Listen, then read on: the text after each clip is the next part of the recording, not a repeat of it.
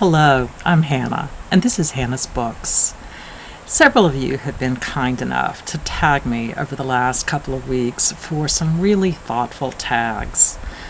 But honestly, I am not in a very thoughtful mood today, just feeling really unfocused and random, so Steve Donoghue's random 20 questions tag seems perfect. For those of you I am not answering today, I promise I will definitely be getting to your tags soon. Partly to make up for my slow responses, I'll tag you here for this tag. Roz at Scallydandling about the books, whose original rereading tag is really fabulous. Courtney Ferriter, who's asked me some questions about contemporary women's fiction that's going to take me a moment to prepare, since I don't read a lot of contemporary fiction. Alan at Big Hard Books and Classics, who asked me about bread, one of my favorite non-bookish hobbies. Scott at Shelfware, and anyone else that I owe a tag to. I'd love to see all of you answer these ridiculous and random questions. So, on to the prompts. Question number 1, what's the nearest place to you that's so famous everybody knows about it? I live about 7 miles or 11 kilometers from the White House, the U.S. Capitol, the Smithsonian Museums, the Washington Monument, etc. Even before I moved to the Washington, D.C. area in 1994, I spent a fair bit of time in town, whether for all the great art museums or concerts at the Kennedy Center, for protests and marches, or just for the amazing diversity of foods from around the world that were represented in restaurants in the Adams Morgan neighborhood.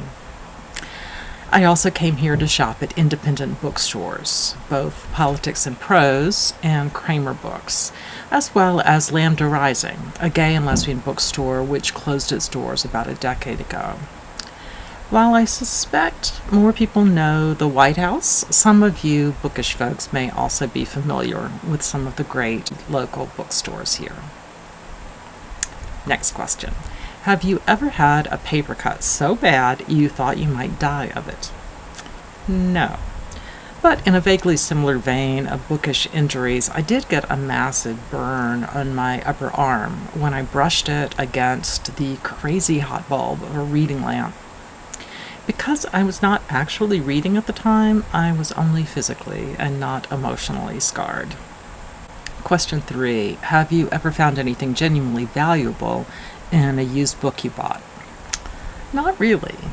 Years ago, I found a beautiful handmade bookmark, tiny crocheted lace. It was very special to me, but not something that would necessarily have been financially valuable to others. Ironically, I no longer have that bookmark. I suspect I may have left it in a book I donated to a used bookstore in Chapel Hill, North Carolina 20 plus years ago. Have any of you found it? How much do you want to send it back? Prompt number 4. Have you ever read, met, or married the cultural historian and thinker Jacques Barzun? No to all 3 questions. If you want to hear from someone who can say yes to 2 of the 3, check out John David's answer, which I'll link to in the description box. Number 5. Aside from your pets, what is the specific non-human animal you see most often? Well, if you're talking about a specific kind of non-human animal, the answer is probably the ants that seem to have just taken over our kitchen. Or perhaps the moths that hover around my bags of knitting wool. But my favorite specific individual animal is a particularly beautiful red cardinal that loves to perch on the handles of our push mower, which we usually keep on the front porch, and I can see from my own perch on the sofa. Number 6. Have you ever been inside a cathedral? Do you have a favorite? I'll mention 2 here in Washington, D.C., the National Cathedral, and the Basilica of the National Shrine. The latter has an incredible collection of tremendously varied art from different periods and places around the world, displayed on almost every surface throughout the enormous building. As for the National Cathedral, it has my favorite collection of gargoyles, from Darth Vader to cartoon pets to farm animals, etc.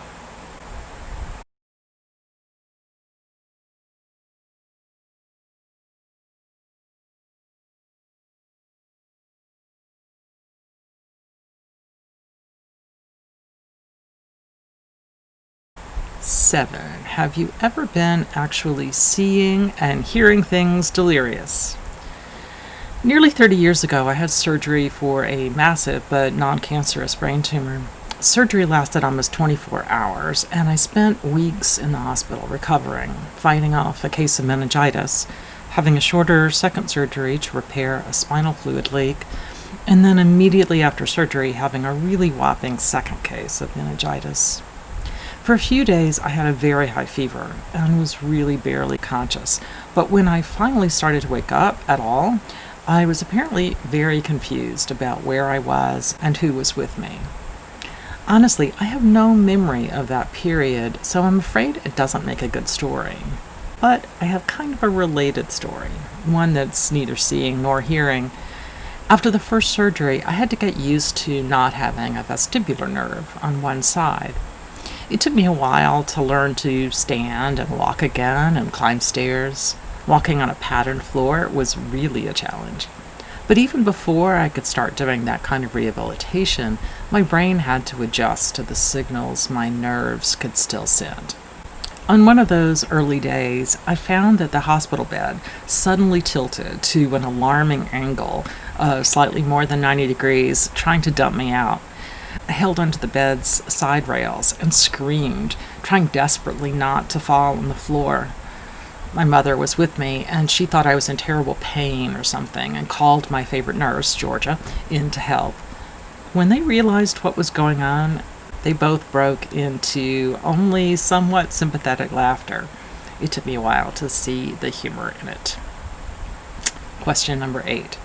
Do you have blood relatives who read for pleasure? Indeed, I do.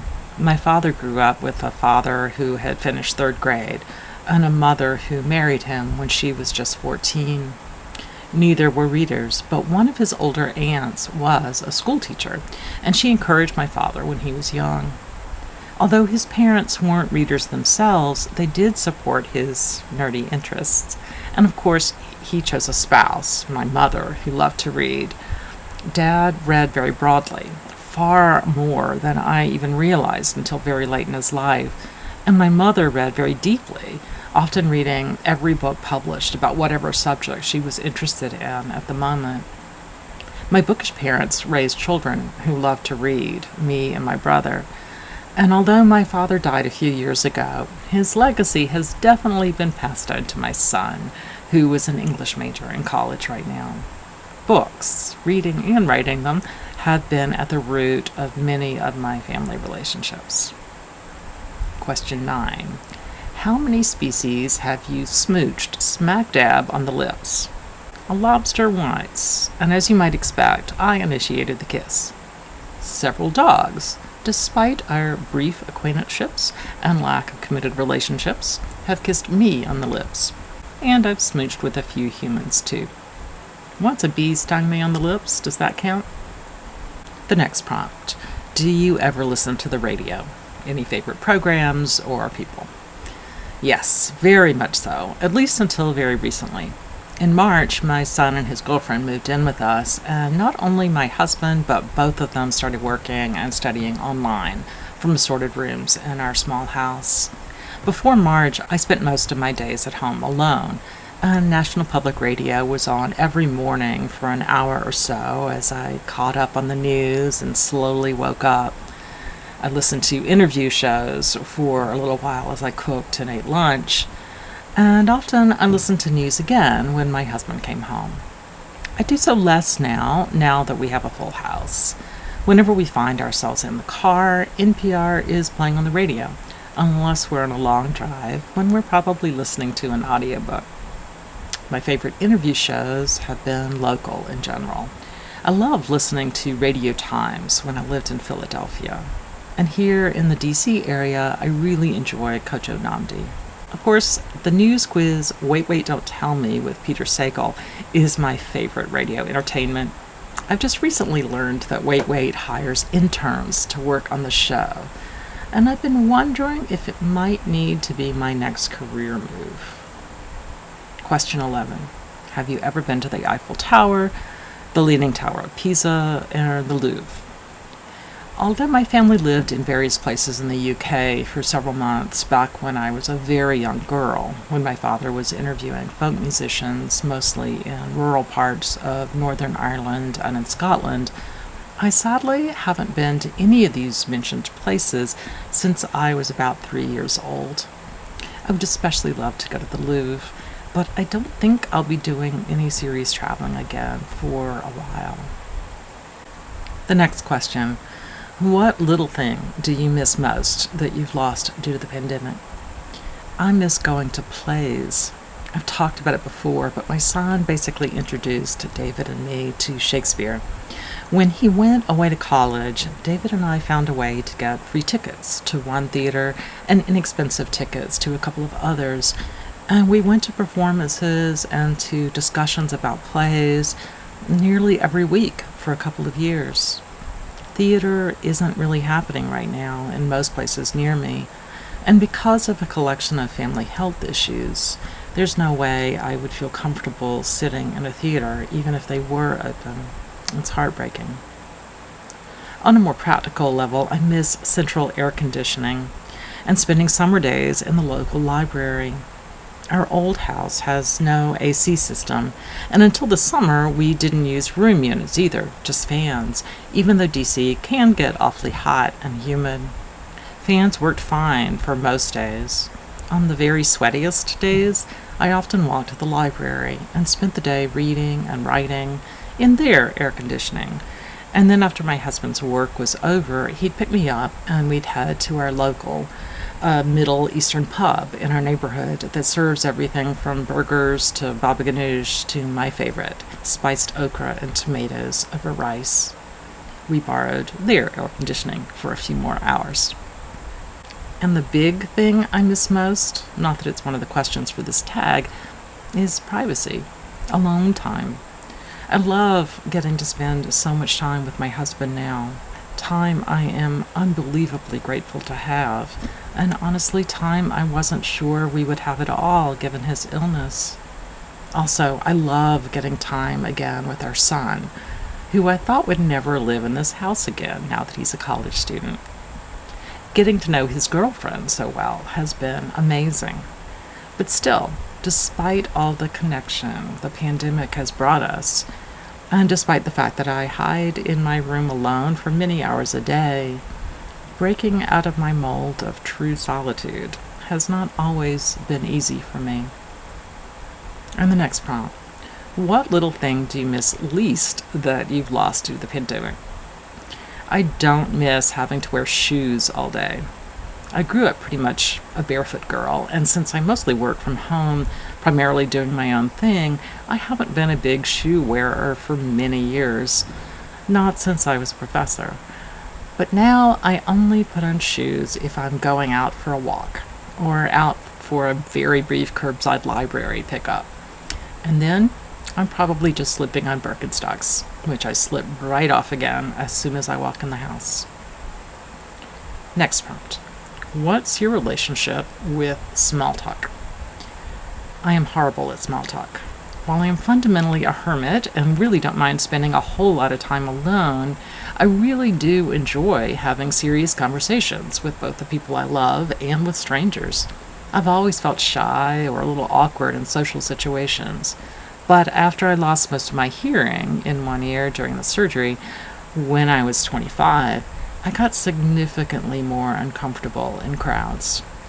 If you ever want to find me at a party, chances are I will be having a long and very intense conversation with one person or possibly two people in one of the corners of the room.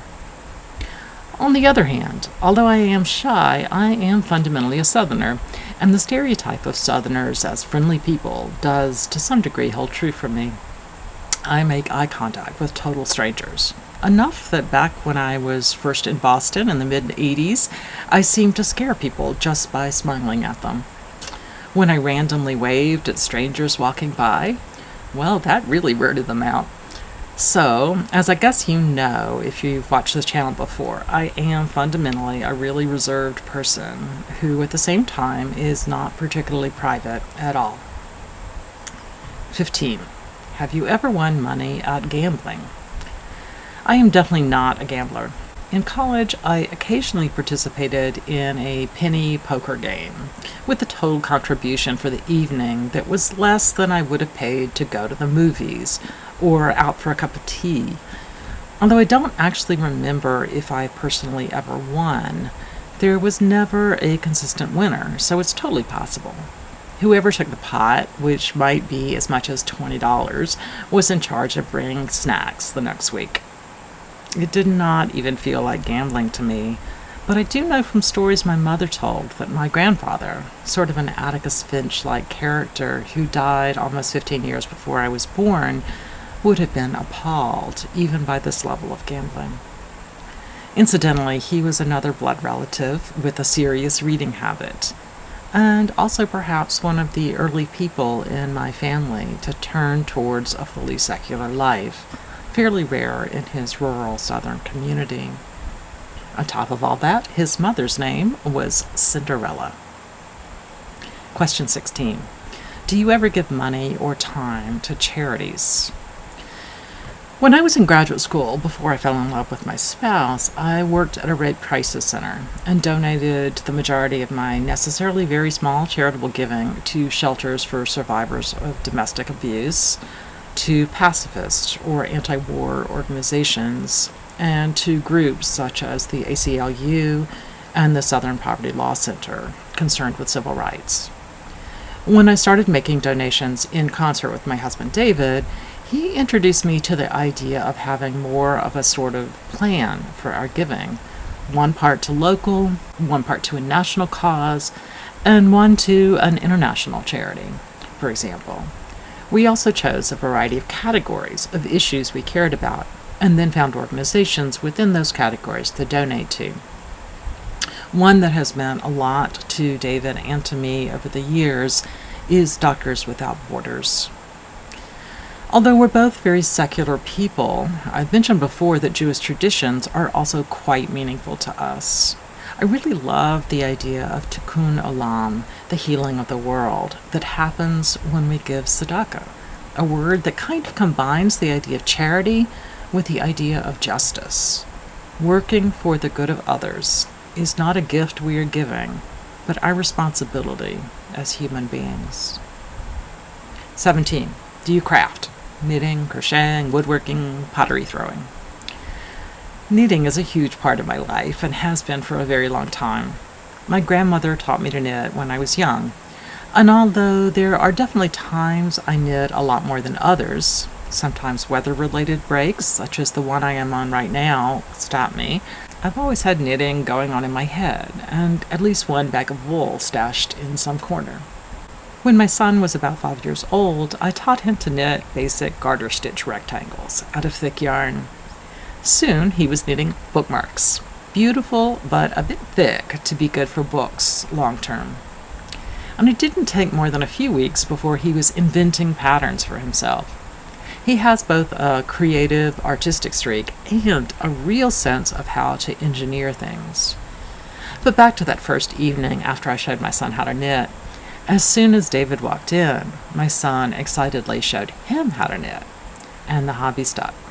My spouse has become a fabulous knitter, making socks while in work meetings, etc. One of my favorite things he makes sometimes are cotton dishcloths. They are a perfect replacement for disposable sponges, great for cleaning dishes, partly because of their variegated textures. I do try out other crafts occasionally. I cook and bake bread, and I made pottery back when I was in graduate school, and we still use the color-matched but not shape-matched bowls I made back then. The time in the pottery studio with my hands in the clay was unbelievably relaxing, and a time when I got to do the dreaded small talk with people from all walks of life, not just people in their early 20s who were panicking about their dissertations. I don't make pottery at all anymore, but I still love looking at the beautiful objects made by potters anytime we find ourselves at a street festival or whatever. I hope the time will come again when arts and crafts festivals can become part of our weekend lives. Question 18. Do you talk to yourself when you're alone? Although I don't talk to myself aloud, I do constantly narrate my life, tell stories to myself, work out ideas and words, all subvocally. Does everyone do that? And I've been known to have short conversations with kitchen appliances if I find myself alone for more than a few days. Question 19. Were you a social queen bee in college? Definitely not. Although I was really quite social, perhaps more so than I was before college or any time after graduate school. During my first few weeks in college, the film Hannah and Her Sisters came out, at a time when every time I told anyone my name, they told me they had a great aunt named Hannah. Now they tell me they have a grandchild named Hannah. Anyway, someone in my dorm saw an enormous banner for Hannah and Her Sisters somewhere and posted it on my suite's dorm door. Somehow that made everyone think I was a person to know. So I guess I had just a moment of queen bee before people realized the truth. And then I was kind of a queen bee sitting on the sidelines. Throughout college, my suite mates and I had weekly chocolate fondue parties on Wednesday evenings, and pretty much the whole campus seemed to show up. Freshman year, there were 3 of us in my suite, and I was probably the least introverted, which is a rare position for me to find myself in. Anyway, we melted chocolate bars in a tiny crock pot and added cream from a handful of individually sized packs of half and half filched from the dining hall. Guests would bring apples and oranges and bananas, sometimes pound cake, whatever they could filch from the dining hall, and the party would last for an hour or 2 before we all went our ways to do our evening studying. No alcohol, no pot, nothing but sugar, but it made us famous, I guess. Last question, number 20. Are you a sunrise person or a sunset person? I would love to be both. The idea of waking up early and enjoying a period of quiet where even nature seems to be meditating sounds amazing. But I'm afraid I am usually still asleep. Even if I am awake, I'm probably only kind of awake. I'm probably listening to NPR on the radio before dragging myself out of bed. And honestly, I often miss sunset as well, partly because we live in such an urban area that it's hard to really see the horizon, and partly because sunset inconveniently falls right around the time that I am usually preparing dinner. When we visit my mother and brother, who live near the beach in coastal South Carolina, at least when we're not all sitting around reading together, I often watch the movements of the sun, especially as it rises in the morning over the water. I really need to find a way to enjoy these moments more often. Okay, since I already tagged people at the very beginning of this video, I guess that means I'm all through with the tag. So thanks for joining me today for this random 20 questions tag, and for sticking with me through this very long ramble if you're still here. See you soon here on Hannah's Books.